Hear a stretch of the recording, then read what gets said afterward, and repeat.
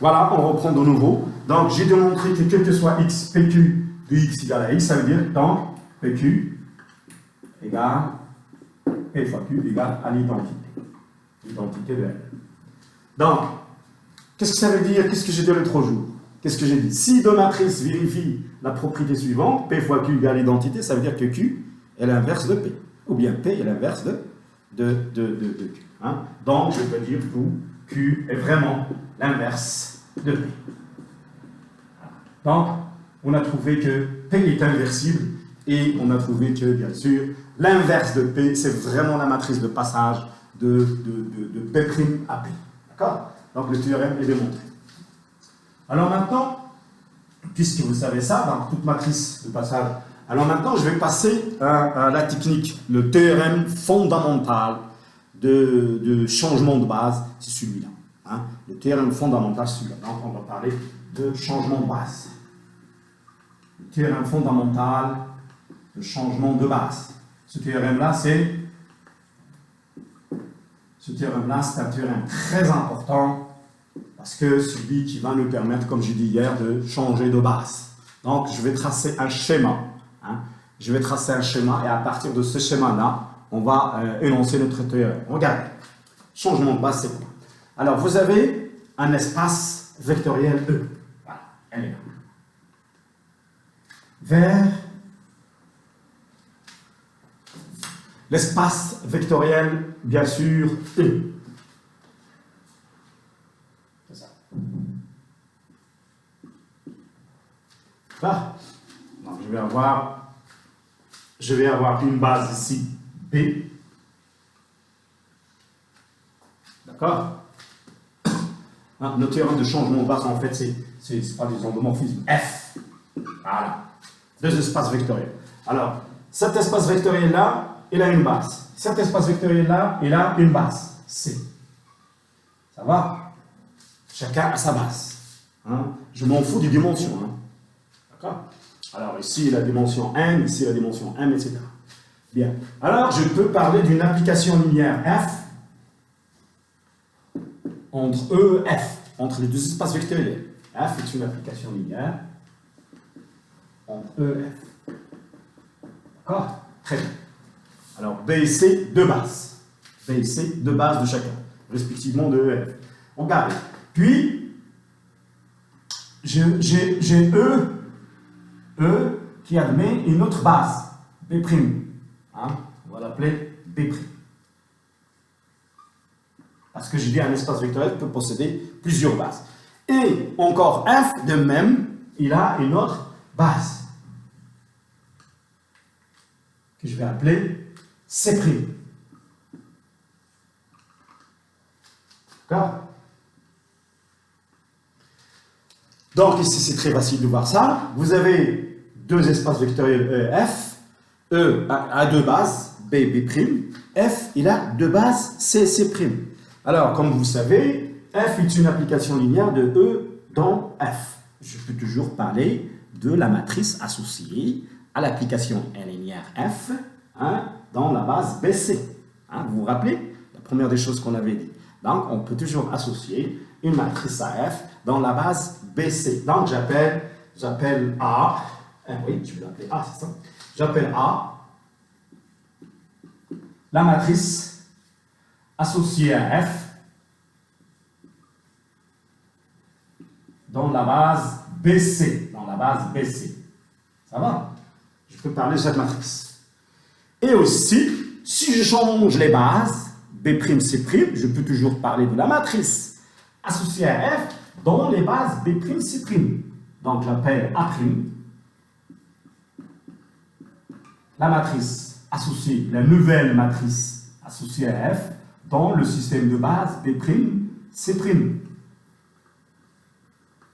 Et ça, c'est deux matrices. A et A', hein, c'est deux matrices associées à la même application linéaire, mais dans des bases différentes. Très bien. Vous vous rappelez lorsqu'on avait dit on peut passer d'une base, d'un espace vectoriel, dans une autre base de même espace vectoriel. On parle de quoi? On parle de matrice de passage. Très bien. Donc, on va appeler P, la matrice de passage de B à B'. Je peux parler aussi, dans le même espace vectoriel F, hein, de passage de C à C'. De C à C'. Donc, je peux appeler cette matrice de passage, je peux l'appeler Q. Q. Très bien. Donc, regardez ici, c'est un schéma très important qui résume vraiment le changement de base. Vous avez quoi? Vous avez deux espaces vectoriels, E, F. Deux bases de E, deux bases de C, de F. Vous avez une application linéaire, la matrice associée à F dans le système de base BC.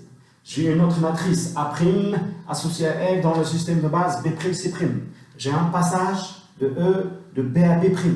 J'ai un autre passage de C à C'. Alors le théorème de changement de base, que j'appelle le théorème, c'était le théorème que j'aime beaucoup, moi, en algèbre linéaire, c'est ce théorème-là. Alors le théorème de changement de base, il fait le lien entre tous ces matrices-là.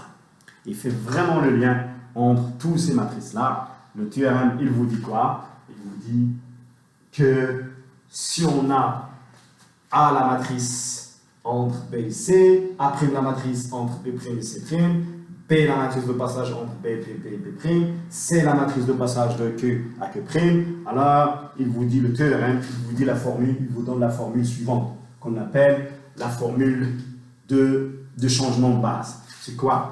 C'est que A est égal à Q-1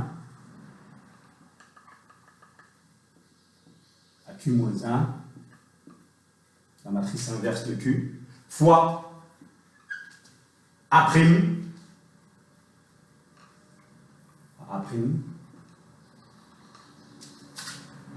fois P. Voilà. Ben voilà l'équation qui lie les trois matrices. C'est l'équation qui lie les trois matrices que vous voyez ici. Donc, A égale à Q-1 fois A' fois P. Q-1 A' P. Q-1 A' P. Regarde, Q-1 A' P.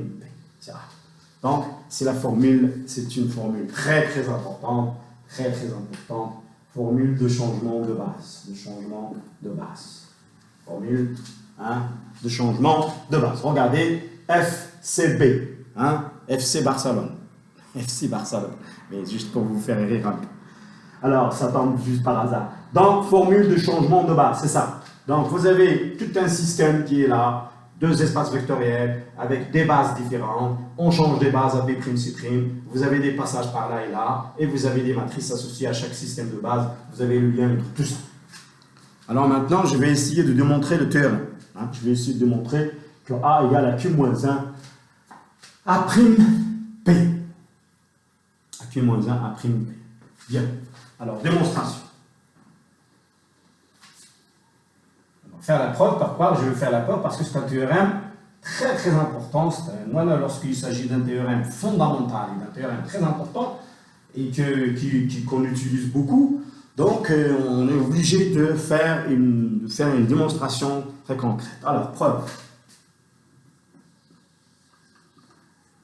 Preuve de théorème. Qu'est-ce qu'on veut démontrer? On va démontrer quoi? On va démontrer que A, c'est égal à Q-1 A' P. Voilà la formule qu'on veut démontrer. Alors, regardez. Donc, je vais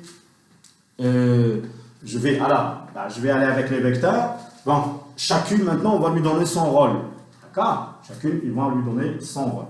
Alors, la matrice A, vous savez que A, c'est la matrice. Alors, soit X, un vecteur qui appartient à quoi? Qui appartient à l'ensemble E. Alors, on va appeler, on va dire que AX,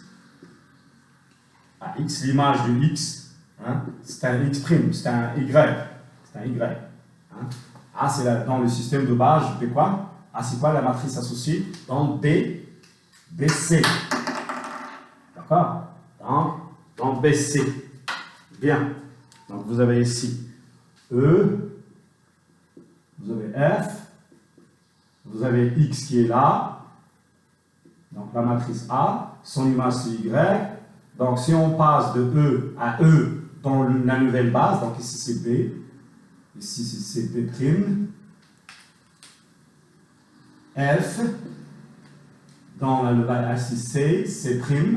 Alors, maintenant, si on change X, c'est un vecteur de E, d'accord? Mais si on change de base à X, si on exprime X dans une autre base, on va l'appeler X'. Hein? On va, le même X, le même vecteur, on va essayer de l'exprimer de la nouvelle base B'. Et on va l'appeler X'. Donc, on va l'appeler X', si vous voulez.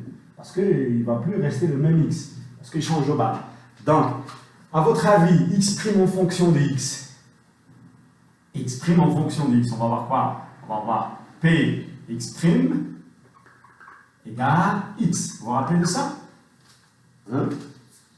Pour passer de B, donc avec B, c'est quoi? C'est la matrice de passage de B à B'. De B à B'. Hein? Puisque je passe de X de B à B', X il va changer de coordonnées. Donc je l'appelle X'. Et la relation entre X et X', c'est P. Hein? Ici c'est P. La même chose, on va voir.